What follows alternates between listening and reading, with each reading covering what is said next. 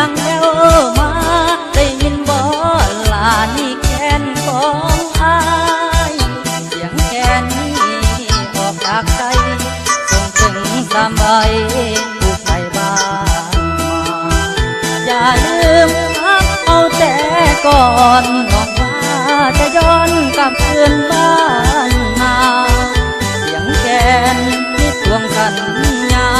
อย่าลืมเด้อลาคำที่เคยว่าโอ้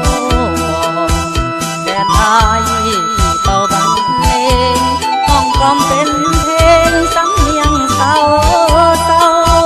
เสียงนี้เสียงคนรักเก่าเพื่อนน้องนุ่งเยาว์ให้กับสถานของนาหรือว่าอยู่ดีกินดีเป็นแฟนเศรษฐีแล้วหรือนุ่งเยาว์หรือลืมเพื่อนที่เคยอยู่ก่อนอูเคยนอนแล้วบอกน้องสาวหรือลืมเพียงหน้าเก่าๆก่อนเคยสองเฮาได้สัญญากันเสียงแค่นี้มีความหมายเหมือนกับตัวใจก่อนเคยสุขสันต์เดี๋ยวนี้โศกเศร้าจะบันเดี๋ยวนี้โศกเศร้า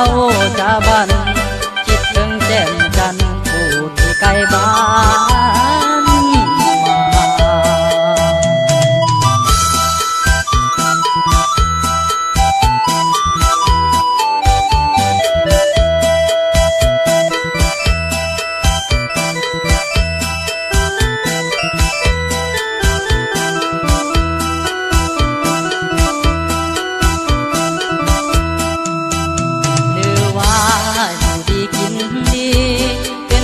นเศรษฐี